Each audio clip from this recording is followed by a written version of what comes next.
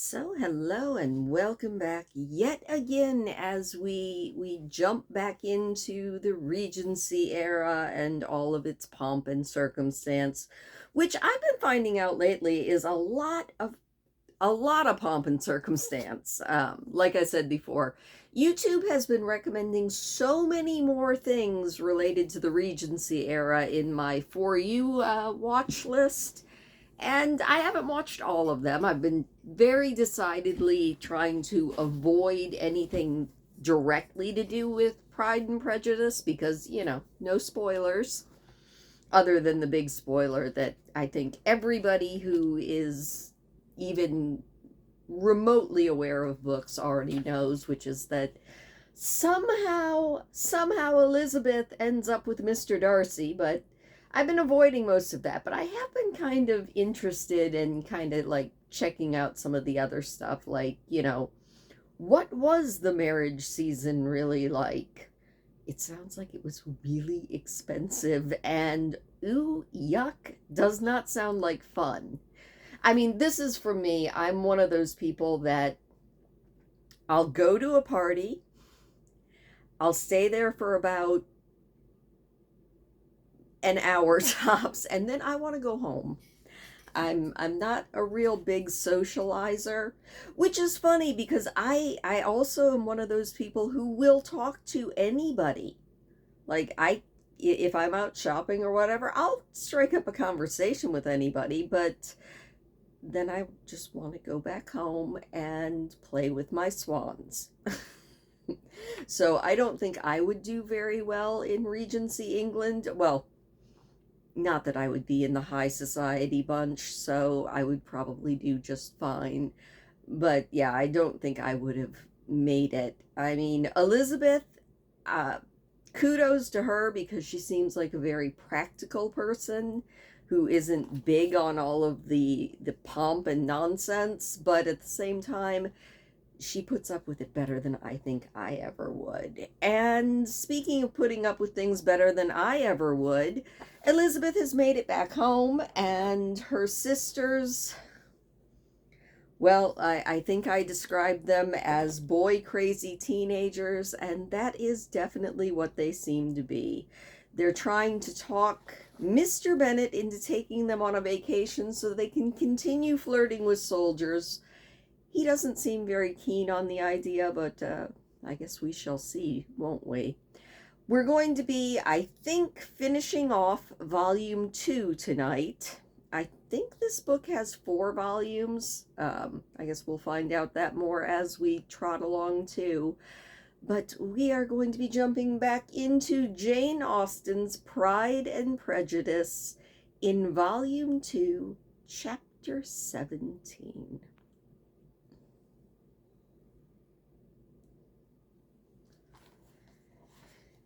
Elizabeth's impatience to acquaint Jane with what had happened could no longer be overcome, and at length resolving to suppress every particular in which her sister was concerned, and preparing her to be surprised, she related to her the next morning the chief of the scene between Mr. Darcy and herself. Miss Bennet's astonishment was soon lessened by the strong sisterly partiality which made any admiration of Elizabeth appear perfectly natural, and all surprise was shortly lost in other feelings. She was sorry that Mr. Darcy should have delivered his sentiments in a matter so little suited to recommend them, but still more was she grieved for the unhappiness which her sister's refusal must have given him. "His being so sure of succeeding was wrong," said she, "and certainly ought not to have appeared, but consider how much it must increase his disappointment." "Indeed," replied Elizabeth, "I am heartily sorry for him, but he has other feelings which will probably soon drive away his regard for me. You do not blame me, however, for refusing him?" "Blame you? Oh, no." "But you blame me for having spoken so warmly of Wickham." "No, I do not know that you were wrong in saying what you did. But you will know when I have told you what happened the very next day. She then spoke of the letter, repeating the whole of its contents as far as they concerned George Wickham. What a stroke was this for poor Jane, who would willingly have gone through the world without believing that so much wickedness existed in the whole race of mankind as was here collected in one individual. Nor was Darcy's vindication, though grateful to her feelings, capable of consoling her for such discovery. Most earnestly did she labor to prove the probability of error and seek to clear one without involving the other. "This will not do," said Elizabeth. "You will never be able to make both of them good for anything. Take your choice, but you must be satisfied with only one.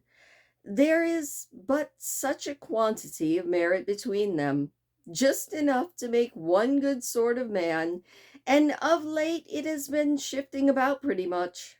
For my part, I am inclined to believe all Mr. Darcy's, but you shall do as you choose." It was some time, however, before a smile could be extorted from Jane. "I do not know when I have been more shocked," said she. "Wickham's so very bad, it's almost past belief, and poor Mr. Darcy, dear Lizzie, only consider what he must have suffered. Such a disappointment, and with the knowledge of your ill opinion too, and having to relate such a thing of his sister, it's really too distressing, and I'm sure you must feel it so." "Oh, no. My regret and compassion are all done away by seeing you so full of both. I know you will do him such ample justice that I am growing every moment more unconcerned and indifferent. Your profusion makes me saving, and if you lament over him much longer, my heart will be light as a feather."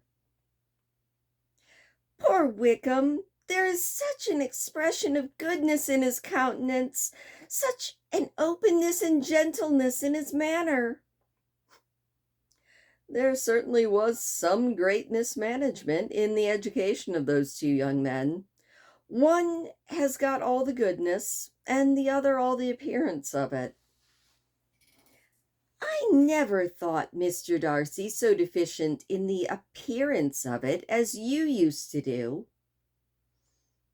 "And yet I meant to be uncommonly clever in taking so decided a dislike to him without any reason. It is such a spur to one's genius, such an opening for wit to have dislike of that kind. One may be continually abusive without saying anything just, but one cannot always be laughing at a man without now and then stumbling on something witty." "Lizzie, when you first read that letter, I'm sure you could not treat the matter as you do now." "Indeed, I could not. I was uncomfortable enough. I was very uncomfortable, I may say unhappy, and with no one to speak of what I felt, no Jane to comfort me and say that I had not been so very weak and vain and nonsensical as I knew I had. Oh, how I wanted you!"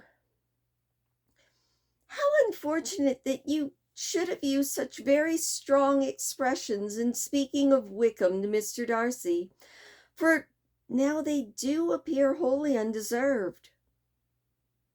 "Certainly. But the misfortune of speaking with bitterness is a most natural consequence of the prejudices I had been encouraging. There is one point on which I want your advice. I want to be told whether I ought or ought not make our acquaintance in general understood or understand Wickham's character." Miss Bennet paused a little and then replied, "Surely there can be no occasion for exposing him so dreadfully. What is your own opinion?" "That it ought not be attempted.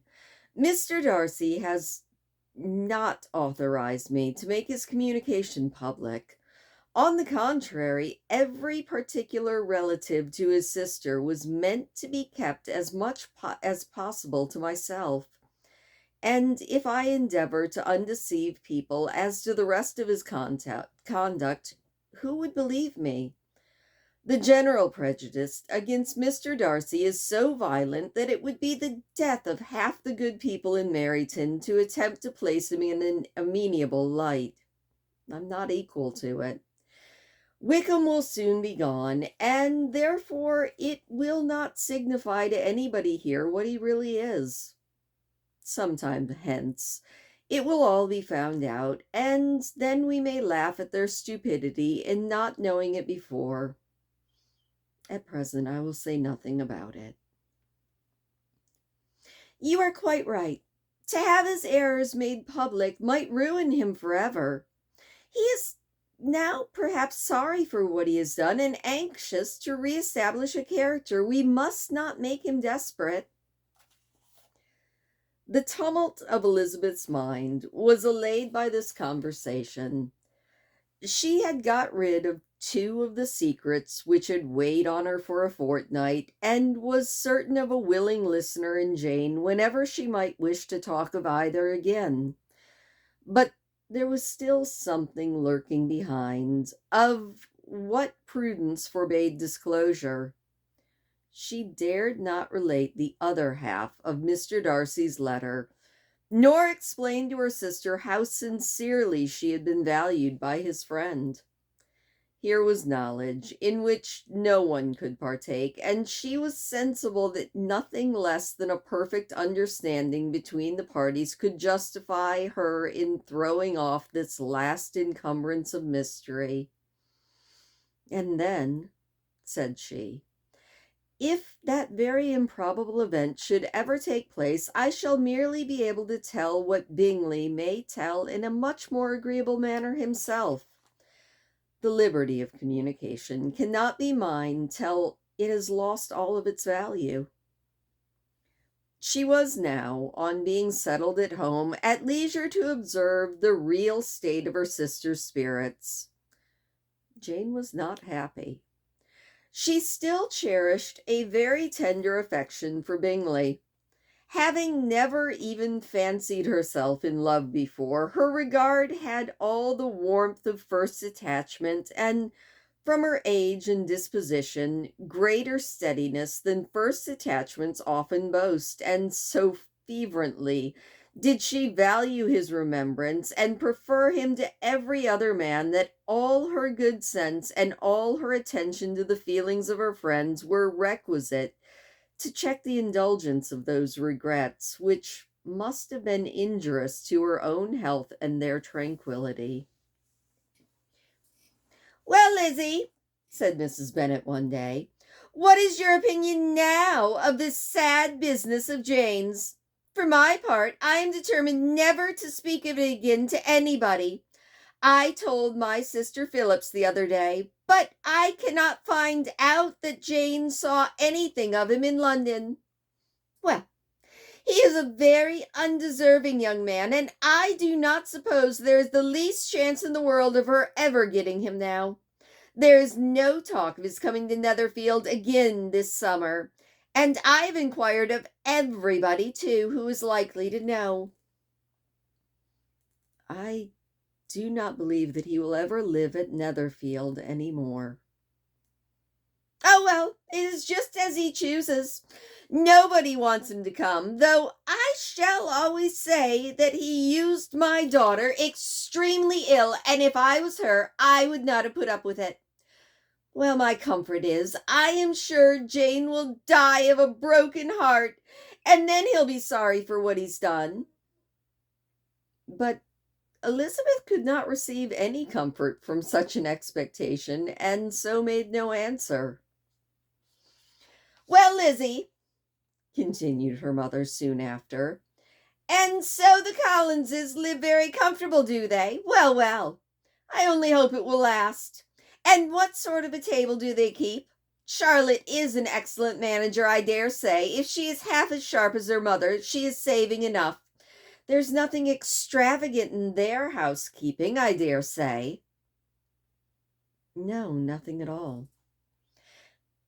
A great deal of good management, depend on it. Yes, yes. They will take care not to outrun their income.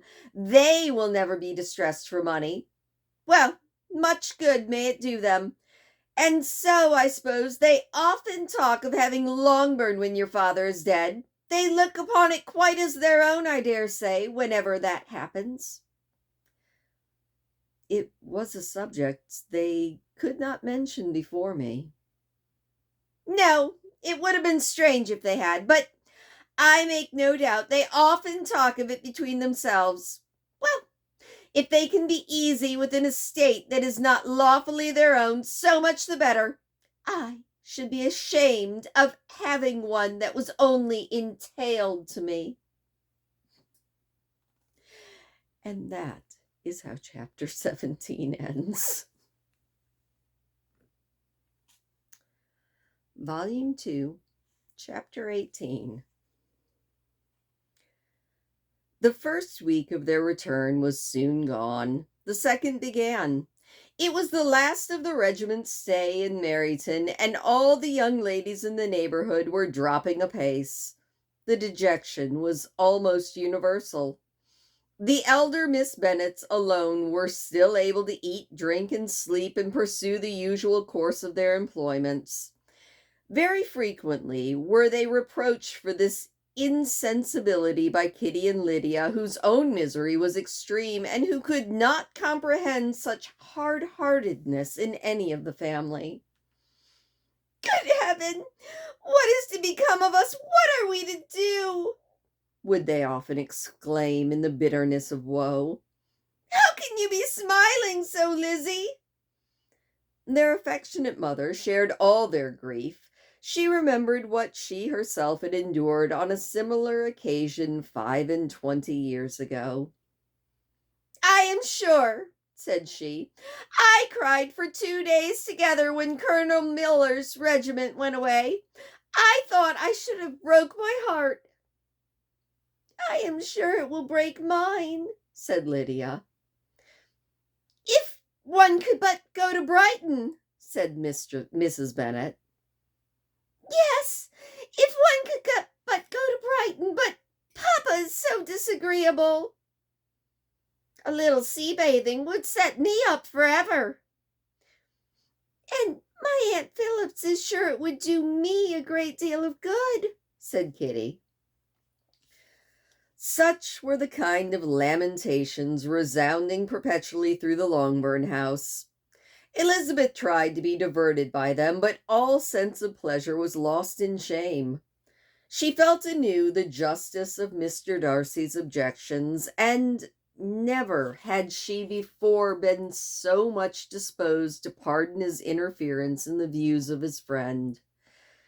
But the gloom of Lydia's prospect was shortly cleared away, for she received an invitation from Mrs. Foster, the wife of the colonel of the regiment, to accompany her to Brighton. This invaluable friend was a very young woman and very lately married. A resemblance in good humor and good spirits had recommended her and Lydia to each other, and out of their 3 months' acquaintance they had been intimate for 2. The rapture of Lydia on this occasion, her adoration of Mrs. Foster, the delight of Mrs. Bennet, and the mortification of Kitty are scarce to be described. Wholly inattentive to her sister's feelings, Lydia flew about the house in a restless ecstasy, calling for everyone's congratulations, and laughing and talking with more violence than ever, whilst the luckless Kitty continued in the parlor, repining at her fate in terms as unreasonable as her accent was peevish. I cannot see why Mrs. Foster should not ask me as well as Lydia, she said. Though I am not her particular friend, I have just as much right to be asked as she has, and more too, for I am 2 years older.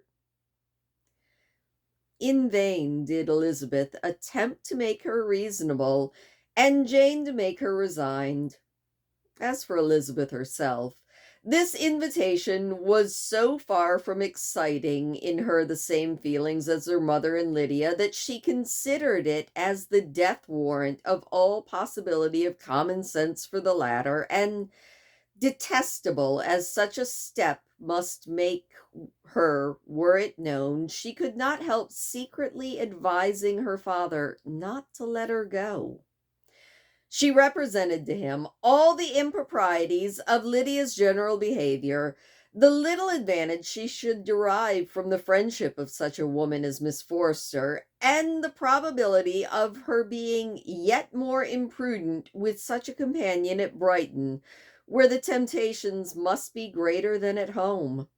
He heard her attentively, and then said, "Lydia will never be easy till she has exposed herself in some public place or other, and we can never expect her to do it with so little expense and inconvenience to her family as under the present circumstance." "If you were aware," said Elizabeth, "of the great very disadvantage to us all which must arise from the public notice of Lydia's unguarded and imprudent manner, nay, which has already arisen from it, I'm sure you would judge differently in the affair." "Already arisen?" said Mr. Bennet. "What, has she frightened away some of your lovers? Poor little Lizzie! But do not be cast down. Such squeamish youths as cannot bear to be connected with a little absurdity are not worth a regret. Come, let me see the list of the pitiful fellows who have been kept aloof by Lydia's folly." "Indeed, you are mistaken. I have no such injuries to resent. It is not of peculiar, but of general evils, which I am now complaining. Our importance, our respectability in the world, must be affected by the wild volatility, the assurance and disdain of all restraint which mark Lydia's character. Excuse me, for I must speak plainly. If you, my dear father, will not take the trouble of checking her exuberant spirits, and of teaching her that her present pursuits are not to be the business of her life, she will soon be beyond the reach of amendment. Her character will be fixed, and she will at 16 be the most determined flirt that ever made herself and her family ridiculous. A flirt, too, in the worst and meanest degree of flirtation, without any attraction beyond youth and a tolerable person, and from the ignorance and emptiness of her mind, wholly unable to ward off any portion of that universal contempt which her rage for admiration will excite. In this danger, Kitty is also comprehended. She will follow wherever Lydia leads, vain, ignorant, idle, and absolutely uncontrolled. Oh, my dear father, can you suppose it possible that they will not be censured and despised wherever they are known, and that their sisters will not often be involved in this disgrace?" Mr. Bennet saw that her whole heart was in the subject, and affectionately taking her hand, said in reply, "Do not make yourself uneasy, my love. Whenever you and Jane are known, you must be respected and valued, and you will not appear to less advantage for having a couple of, or, if I may say, 3 very silly sisters. We shall have no peace at Longbourn if Lydia does not go to Brighton. Let her go, then. Colonel Forster is a sensible man, and will keep her out of any real mischief, and she is luckily too poor to be the object of prey to anybody. At Brighton, she will be of less importance even as a common flirt than she has been here. The officers will find women better worth their notice. Let us hope, therefore, that her being there may teach her her own insignificance. At any rate, she cannot grow many degrees worse without authorizing us to lock her up for the rest of her life." With this answer, Elizabeth was forced to be content. But her own opinion continued the same, and she left him disappointed and sorry. It was not in her nature, however, to increase her vexations by dwelling on them. She was confident of having performed her duty, and to fret over unavoidable evils or augment them by anxiety was no part of her disposition. Had Lydia and her mother known the subject of her conference with her father, their indignation would hardly have found expression in their united volubility. In Lydia's imagination, a visit to Brighton comprised every possibility of earthly happiness. She saw with the creative eye of fancy the streets of that gay bathing place covered in officers. She saw herself the object of attention to tens and to scores of them, at present unknown. She saw all the glories of the camp, its tents stretched forth in beauteous uniformity of lines, crowded with the young and the gay, and dazzling with scarlet, and to complete the view, she saw herself seated beneath a tent, tenderly flirting with at least 6 officers at once. Had she known that her sister sought to tear her from such prospects and such realities as these, what would have been her sensations? They could have been understood only by her mother, who might have felt nearly the same. Lydia's going to Brighton was all that consoled her for the melancholy conviction of her husband's never intending to go there himself. But they were entirely ignorant of what had passed, and their raptures continued with very little intermission to the day of Lydia's leaving home. Elizabeth was now to see Mr. Wickham for the last time. Having been frequently in company with him since her return, agitation was pretty well over. The agitations of former partiality entirely gone. She had even learnt to detect, in the very gentleness which had first delighted her, an affection and a sameness to disgust and weary. In his present behavior to herself, moreover, she had a fresh source of displeasure, for the inclination he soon testified of renewing those attentions which had marked the early part of their acquaintance, and could only serve, after what had since passed, to now provoke her. She lost all concern for him in finding herself thus selected as the object of such idle and frivolous gallantry, and while she steadily repressed it, she could not but feel the reproof contained in his believing that, however long, and for whatever cause, his attentions had been withdrawn, her vanity would be gratified, and her preference secured at any time by their renewal.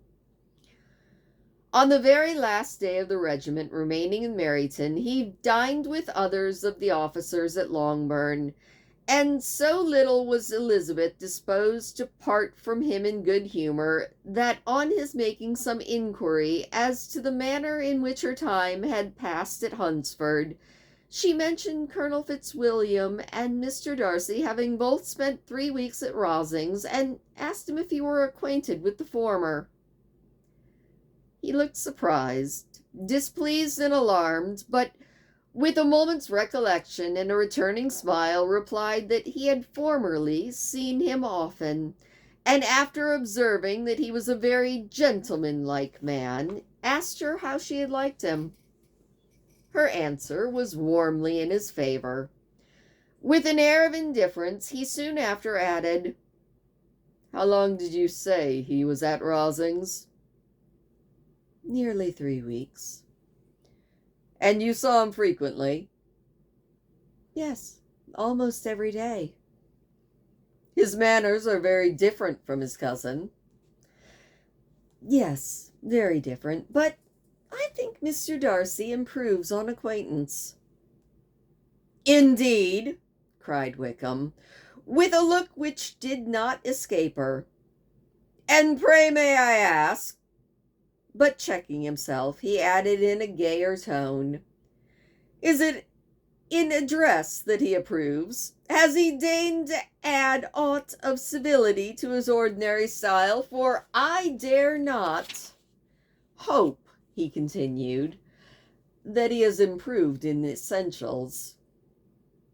Oh, no, said Elizabeth.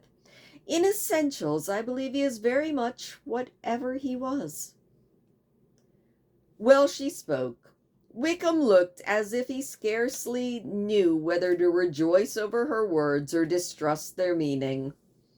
There was something in her countenance which made him listen with an apparent and anxious attention while she added, "When I said that he improved on acquaintance, I did not mean that either his mind or manners were in a state of improvement, but that from knowing him better, his disposition better understood."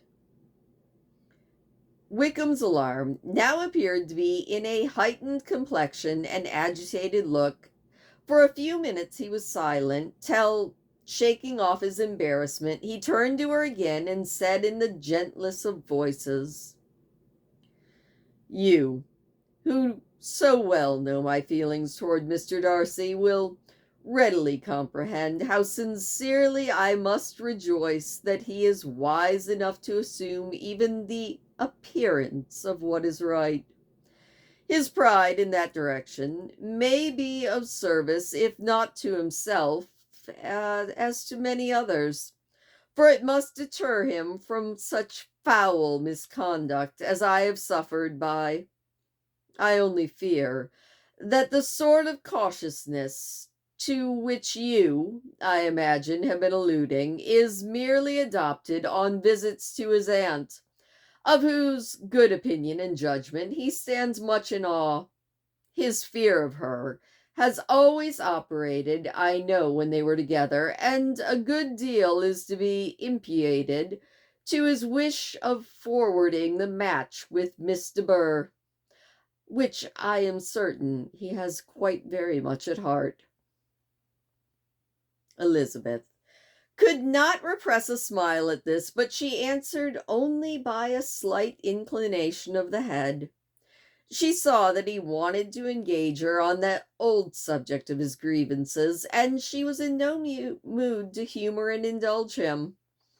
The rest of the evening passed with the appearance, on his side, of the usual cheerfulness, but with no further attempt to distinguish Elizabeth, and they parted at last with mutual civility and possibly a mutual desire of never meeting again.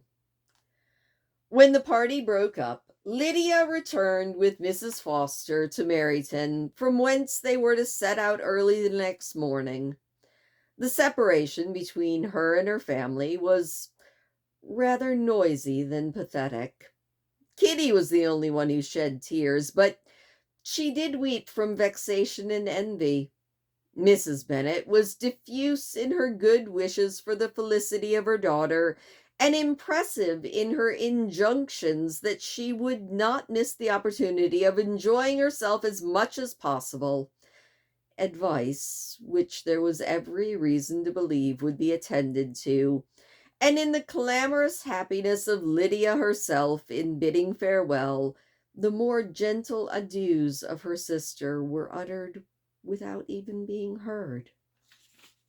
And that is the end of chapter 18. And now on to the final chapter of Volume 2 of Pride and Prejudice by Jane Austen, Volume 2, Chapter 19. Had Elizabeth's opinion all drawn from her own family, she could not have formed a very pleasing picture of conjugal felicity or domestic comfort. Her father, captivated by youth and beauty, and that appearance of good humor which youth and beauty generally give, had married a woman whose weak understanding and illiberal mind had very early in their marriage put an end to all real affection for her. Respect, esteem, and confidence had vanished forever, and all his views of domestic happiness were overthrown.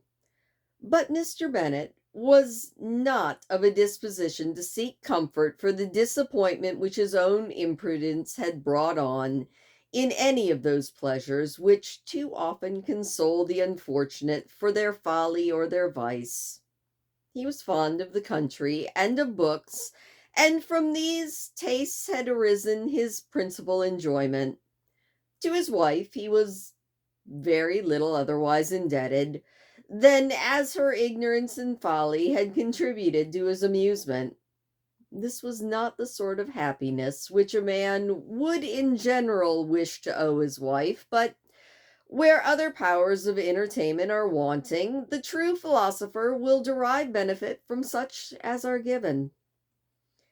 Elizabeth, however, had never been so blind to the impropriety of her father's behavior as a husband. She had always seen it with pain, but respecting his abilities and grateful for his affectionate treatment of herself, she endeavored to forget what she could not overlook, and to banish from her thoughts that continual breach of the conjugal obligation and decorum which, in exposing his wife to the contempt of her own children, was so highly reprehensible. But she had never felt so strongly as now the disadvantages which must attend the children of so unsuitable a marriage, nor ever been so fully aware of the evils arising from so ill judged a direction of talents. Talents which, rightly used, might have at least preserved the respectability of his daughters, even if incapable of enlarging the mind of his wife. When Elizabeth had rejoiced over Wickham's departure, she found little other cause for satisfaction in the loss of the regiment. Their parties abroad were less varied than before, and at home she had a mother and a sister whose constant repinings at the dullness of everything around them threw a real gloom over their domestic circle. And though Kitty might in time regain her natural degree of sense, since the distributors of her brain were removed, her other sister, from whose disposition greater evil might be apprehended, was likely to be hardened in all her folly and assurance by a situation of such double danger as a watering place in a camp.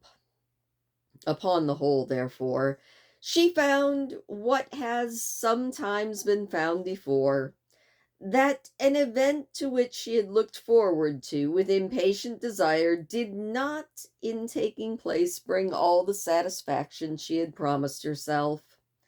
It was consequently necessary to name some other period for the commencement of actual felicity, to have some other point on which her wishes and hopes might be fixed, and by again enjoying the pleasure of anticipation, console herself for the present, and prepare for another disappointment.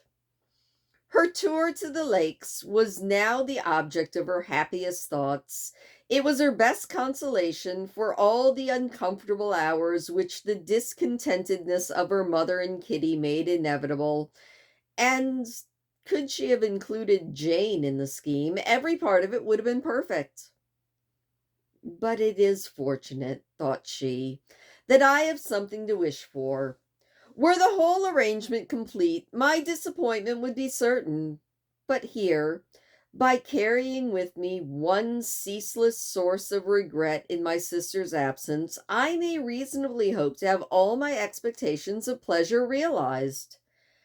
A scheme of which every part promises delight can never be successful, and general disappointment is only warded off by the defense of some little peculiar vexation. When Lydia went away, she promised to write very often and very minutely to her mother and Kitty, but her letters were always long expected and always very short. Those her to her mother contained little else than they were just returned from the library, where such and such officers had attended them, and where she had seen such beautiful ornaments as made her quite wild, that she had a new gown or a new parasol, which she would have described more fully, but was obliged to leave off in a violent hurry as Mrs. Foster had called her and they were going to the camp. And from her correspondence with her sister, there was still less to be learnt, for her letters to Kitty, though rather longer, were much too full of lines under the words to be made public. After the first fortnight, or 3 weeks of her absence, health, good humor, and cheerfulness began to reappear at Longbourn. Everything wore a happier aspect. The families who had been in town for the winter came back again, and summer finery and summer engagements arose. Mrs. Bennet was restored to her usual querulous serenity, and by the middle of June, Kitty was so much recovered as to be able to enter Meryton without tears, an event of such happy promise as to make Elizabeth hope that by the following Christmas she might be so tolerably reasonable as not to mention an officer above once a day, unless by some cruel and malicious arrangement at the War Office that another regiment should be quartered at Meryton. The time fixed for the beginning of their northern tour was now fast approaching, and a fortnight was wanting of it, when a letter arrived from Mrs. Gardiner, which at once delayed its commencement and curtailed its extent. Mr. Gardiner would be prevented by business from setting out till a fortnight later in July, and must be in London again within a month, and as that left too short a period for them to go so far and see so much as they had proposed, or at least see it with the leisure and comfort that they had built on, they were obliged to give up the lakes and substitute a more contracted tour, and according to the present plan, were to go no further northward than Derbyshire. In that country, though, there was enough to be seen to occupy the chief of their 3 weeks, and to Mrs. Gardiner it had been a peculiarly strong attraction. The town where she had formerly passed some years of her life, and where they were now to spend a few days, was probably as great an object of her curiosity as all the celebrated beauties of Matlock, Chatsworth, Dovedale, or the Peak. Elizabeth was excessively disappointed. She had set her heart on seeing the lakes, and still thought there might have been time enough. But it was her business to be satisfied, and certainly her temper to be happy, and all was soon right again. With the mention of Derbyshire, there were many ideas connected. It was impossible for her to see the word without thinking of Pemberley and its owner.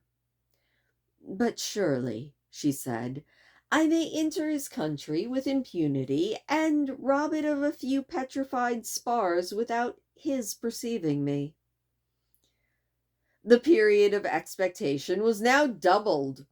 4 weeks were to pass away before her uncle and aunt's arrival, but they did pass away, and Mr. and Mrs. Gardiner, with their 4 children, did at length appear at Longbourn.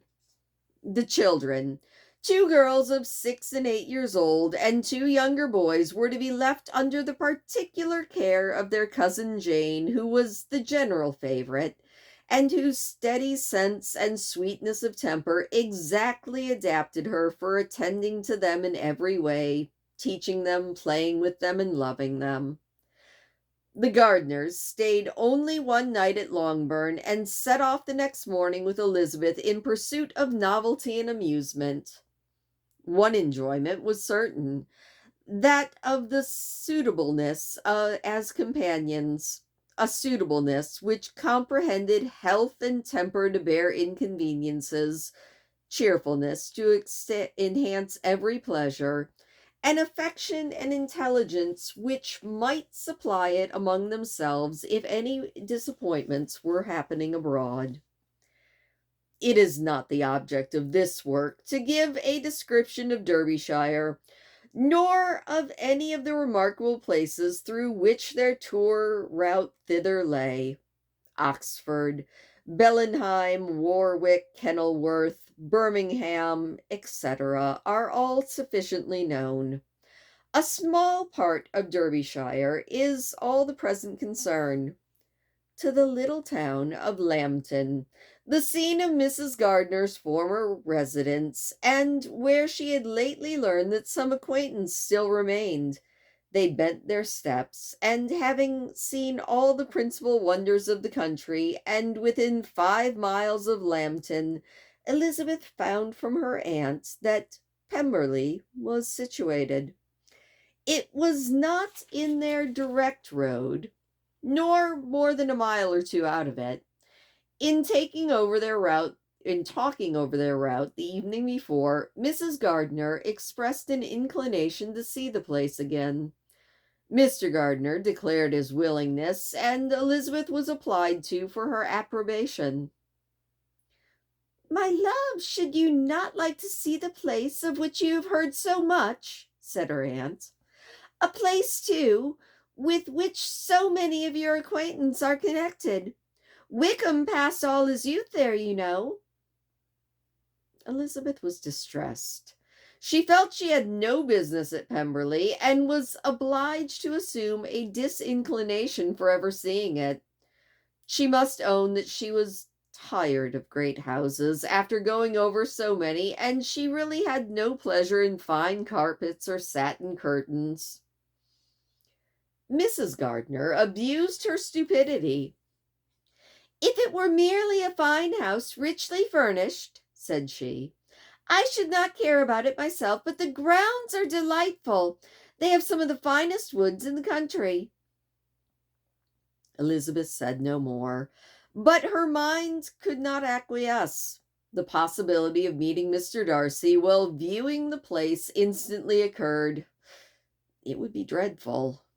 She blushed at the very idea, and thought it would be better to speak openly to her aunt than to run such a risk. But against this there were objections, and she finally resolved that it could be the last resource if her private inquiries as to the absence of the family were unfavorably answered.